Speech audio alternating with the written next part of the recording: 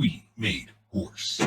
It's in the game. What is up, blockchain gang? Today on the Daniel Drakey Show, we are going over some tips for the Valley of the Life and Death Arena, because y'all need some counseling. Now, I may be a little bit slow because I already am a healer, but if I wasn't a healer and I happen to be on the team with a healer and my IQ is above room temperature, then I'm going to stay in that healer's pocket. Not literally, because healers are focused constantly by competent teams and I don't want to be caught up in that mess. But you can bet every time they heal, remove debilitations, or strip away crowd control, I'm going to be in the range to receive it. So tell me why 70% of my allies are always running in the opposite direction, like they know where to go. Now, if they were playing the objectives, that would be fine because I would be there too and they would be in the right place at the right time, but they are literally fighting and running away from objectives. So why the fuck would I follow these idiots? Apparently they don't understand how cooldowns work, which brings me to tip number 2. Stop fucking fighting all of the damn time, you buffoons. Fighting should be reserved for when there are no tokens to be picked up on the ground. Your bash combos are available, a boss isn't about to die,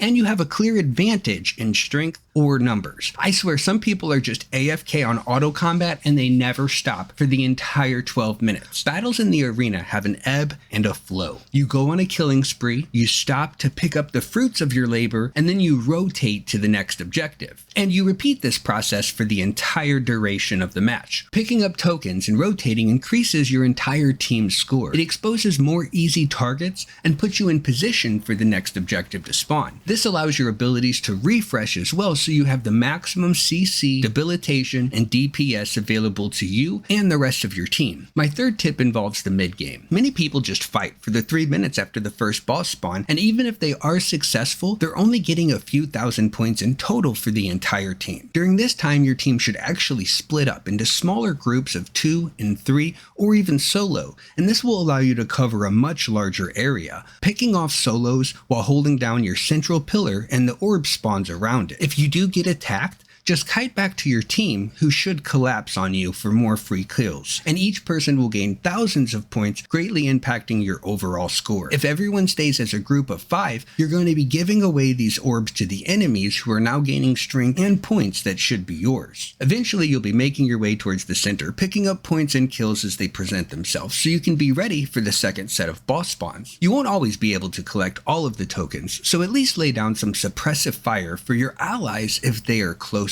This will keep the enemies off of them while increasing your team score and overall power. They won't always repay the favor, but hopefully that extra power will come in handy and save you later on in the match. My next tip involves airwalking to the center platform. You might not always want to land on the raised platform, but you should always give yourself the option to do so. This can only be done if you make the longest airwalk possible by delaying your double jump to get the maximum air and delaying your first airwalk as long as humanly possible.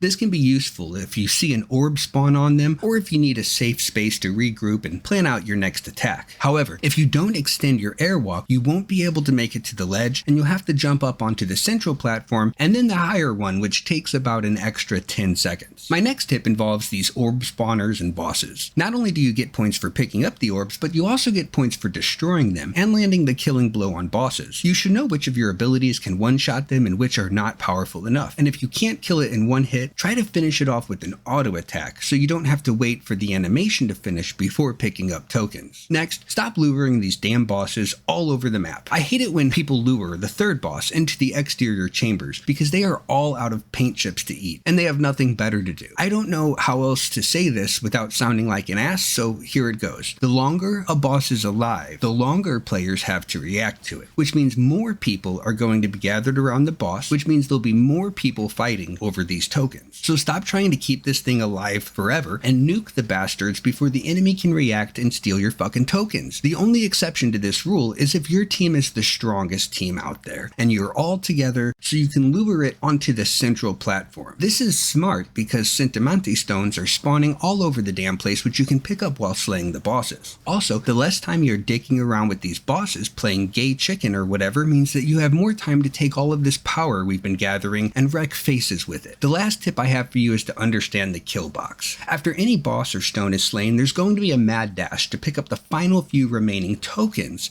and there'll be a bunch of auto collectors while everyone stands around them nuking that area with abilities. We have a twofold problem here. The first are pussies who run away, and then looters who think they can survive in the kill zone. In a perfect run, your party would be surrounding the kill zone and nuking it until nothing moves, leaving the final tokens for you and your squad. Don't run, don't loot the final tokens, just nuke them and win. Those are all the tips I have for you from the Rank 1 North American Taoist. If you have any more or want to argue on the internet, please leave your comments below, and I hope you have a great slay. Yeah, Mr. Laser.